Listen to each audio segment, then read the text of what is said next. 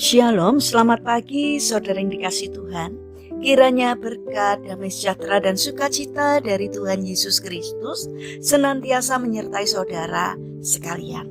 Sebelum kita mendengarkan firman Tuhan dan renungan, marilah kita berdoa. Tuhan Allah Bapa yang baik, kami sungguh bersyukur atas kebaikan dan kemurahan-Mu, karena Engkau Tuhan yang selalu melindungi, menolong dan menopang kami. Terima kasih atas setiap kemurahan-Mu ya Tuhan. Jika saat ini kami akan mendengarkan firman-Mu, urapilah kami dengan Roh Kudus-Mu, agar kami dapat mengerti dan memahami apa yang Tuhan sampaikan kepada kami, agar karakter kami semakin hari semakin bertumbuh menjadi lebih baik, sehingga semakin berkenan di hati Tuhan. Terima kasih Tuhan. Di dalam nama Tuhan Yesus Kristus kami berdoa. Amin. Saudara yang dikasih Tuhan, bacaan firman Tuhan saat ini diambil dari TB2 Injil Lukas 15 ayat 28. Demikianlah sabda Tuhan. Anak sulung itu marah dan ia tidak mau masuk. Lalu ayahnya keluar dan membujuk dia.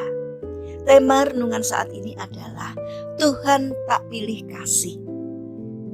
Saudara yang dikasih Tuhan, kisah anak yang hilang tentu sudah sering kita dengar. Kisah ini sering dipakai untuk menunjukkan betapa besar kasih Bapa kepada mereka yang mau bertobat. Selain itu, kisah anak yang hilang juga sering dipakai untuk menunjukkan bagaimana anak Tuhan juga bisa hilang walau sehari-hari tampak dekat dengan Tuhan. Tandanya adalah ketika ia tidak lagi bisa mengasihi orang yang berdosa, tapi justru iri ketika Tuhan menerima kembali mereka yang mau bertobat. Tanda lainnya adalah ketika ia merasa tak diberkati, padahal ia sendiri tak pernah meminta kepada Bapa yang sangat baik. Kisah ini begitu luar biasa karena memberikan harapan bagi mereka yang belum percaya, tapi juga mengingatkan orang percaya bahwa sebagai anak Tuhan, kita tidak hanya harus punya hati seperti Tuhan, tapi juga harus bersyukur karena telah dilayakkan menerima kasih karunia dan berkat dari Tuhan. Saudara yang terkasih, ada satu hal yang mungkin luput dari perhatian kita, yaitu tentang bagaimana perhatian Bapa kepada si sulung.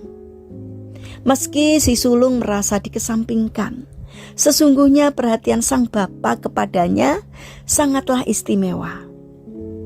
Sang Bapa memang rindu kepada si bungsu, tapi ia tak pergi mencarinya. Setelah anak itu kembali dan bertobat, baru ia menyongsong dan menerima si bungsu dengan sukacita. Lain dengan saat si sulung yang terhilang.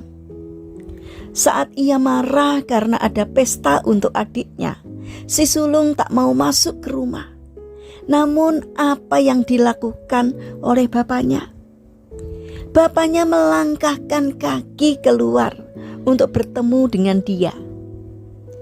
Saudara yang terkasih, jangan pernah kita mengira Tuhan itu seperti Bapa yang cuek, apalagi kepada kita anak-anaknya yang telah bekerja keras melayaninya. Sesungguhnya perhatian Bapa sangat istimewa. Ia sendiri yang akan datang menghampiri dan menghibur kita. Pertanyaannya, apakah kita menyadarinya? Atau kita justru terus fokus pada masalah? Atau bahkan merasa iri kepada orang yang lain yang tampak diberkati lebih dari kita? Ingat, kita punya Bapa yang baik dan penuh kasih serta peduli kepada anak-anaknya. Tidak perlu kita mengurusi berkat orang lain. Ingatlah bahwa hidup dekat dengan Allah pun sudah jadi berkat tersendiri. Karena asal dekat Allah saja, maka kita bisa tenang, sebab Dialah sumber pertolongan kita. Saudara yang dikasih Tuhan, Mari kita bangun persepsi bahwa Tuhan selalu baik bagi kita, karena memang Tuhan selalu baik. Jangan ketika kita mengalami kesulitan hidup, kita menganggap Tuhan tidak peduli kepada kita. Karena sesungguhnya Tuhan selalu mengasihi kita setiap saat. Karena itu mari kita bangun hubungan yang erat dengan Tuhan. Karena dengan menjalin hubungan yang dekat dengan Tuhan, kita akan semakin merasakan kasih Tuhan yang besar kepada kita. Mari rasakan kebaikan-kebaikan Tuhan, supaya kita selalu merasakan damai dan sukacita yang sejati dari Tuhan. Mari kita berdoa. Tuhan Yesus yang baik, terima kasih karena Engkau izinkan kami untuk berada dekat denganmu, sehingga hati kami tetap tenang, walaupun kehidupan yang kami alami tidak seperti yang kami inginkan.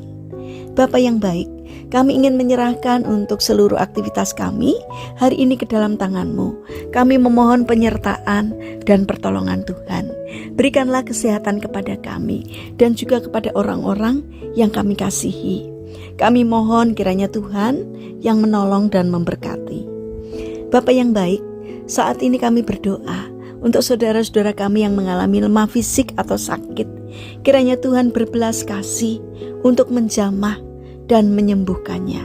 Demikian juga berkatilah bangsa dan negara kami, terutama para pemimpin yang Engkau percaya untuk memimpin negeri kami. Kiranya Tuhan limpahkan berkat-Mu dari surga, limpahkan hikmat-Mu ya Tuhan, agar pemimpin bangsa kami di dalam memimpin, di dalam mengambil keputusan seturut dengan pimpinan Tuhan. Terima kasih Bapa yang baik.